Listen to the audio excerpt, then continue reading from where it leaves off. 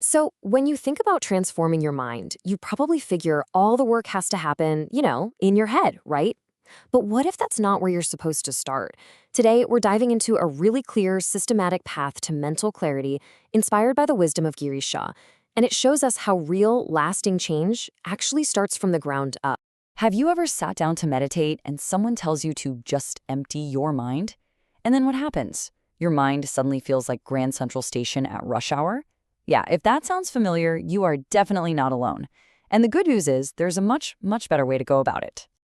You know, the common advice is always to fight your thoughts or force yourself to focus. But this systematic path, it suggests something totally different. Instead of fighting, we just change direction. Instead of forcing focus, we actually start with the body. It's about having a clear process, not just some vague, impossible instruction. All right, so let's just toss out those unhelpful cliches, shall we? The core idea here is that mental stillness isn't something you just stumble upon by accident. Nope, it's a skill you build on a solid and, you might be surprised, a very physical foundation. And this is where it all begins. This quote from Girish Jha is, well, it's a total game changer. Your posture is not about sitting straight. It is about rewiring your mind. Think about that. The journey to a quiet mind doesn't start in the mind at all. It starts with your body. It's a bit counterintuitive, but it's an incredibly powerful first step. So let's break this down into three parts. The very first phase is all about consciously grounding yourself. First, you deliberately choose your place. Then you arrange your position. And finally, you establish a still, stable posture. When you do this, you basically give your wandering mind way fewer excuses to drift off. A stable body creates a firm foundation for your awareness. Think of it this way. Having a really steady physical foundation makes it so much easier to handle the storms that are inevitably going to pop up inside your mind. I mean, if your body is fidgeting and restless, what do you think your mind is going to do? Stillness on the outside really does encourage stillness on the inside. Okay, so your body is grounded. Now what? The goal isn't to start wrestling with your anxious thoughts. Instead, picture this. You're inside a cozy house during a big storm. What's the very first thing you do to feel safe and settled? Right. You close the windows. And that is a perfect metaphor for withdrawing your senses from all the noise of the outside world. By shifting your focus inward to the feelings and sensations inside your own body, you naturally turn down the volume on everything that fuels anxiety. You let your inner room finally settle down. Now we're getting to the really transformative part. Once you've settled the body and quieted the senses, you're in the perfect position to create a brand new relationship with your thoughts. You get to become the observer.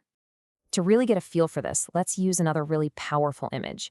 Just imagine you're standing on a train station platform. You're completely still, totally safe.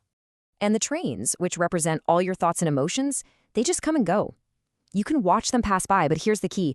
You don't have to get on board any of them. This simple act of just watching creates distance. And this is so crucial. You realize that you are the observer, not the thoughts themselves. This practice leads to a state that's described as carefree. Now, hold on, this doesn't mean careless or like you don't give a damn about anything. It's more of a joyful detachment. It's this deep understanding that you can stand steady, right, in the middle of your awareness while the mental weather just passes you by.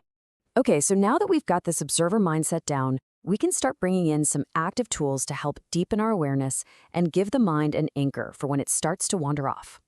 This idea completely flips the script on what most of us think breathwork is for. It's not just about relaxing.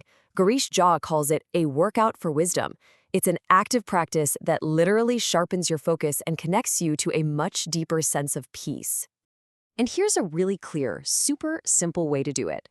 This three-point awareness technique is just beautiful. First, you mentally watch the breath flow. Then, you really feel the sensation of it.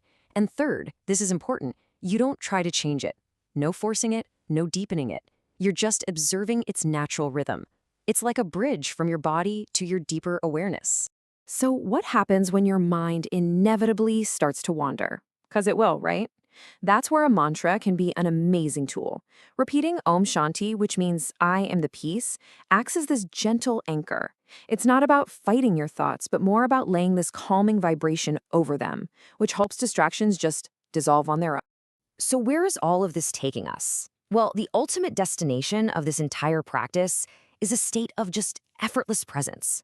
Some people call it non-doing or actionless awareness. I absolutely love this metaphor. Think about a lake after the wind stops.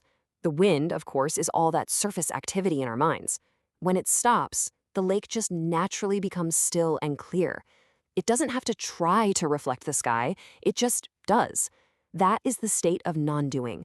The mind is effortlessly clear. And this is the profound shift that happens.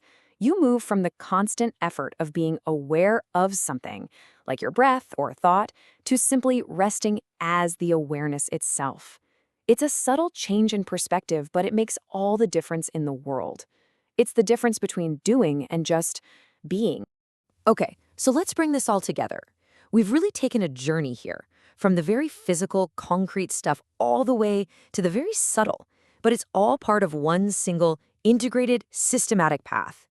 And here it is, the whole path laid out.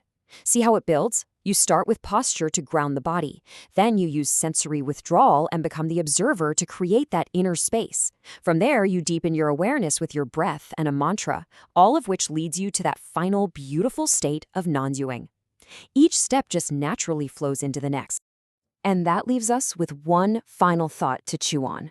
We so often think that the battle for mental peace is this epic war that has to be fought inside our heads. But what if the most powerful first move you can make has nothing to do with thinking at all? What if your journey to inner peace begins simply with how you sit in your chair?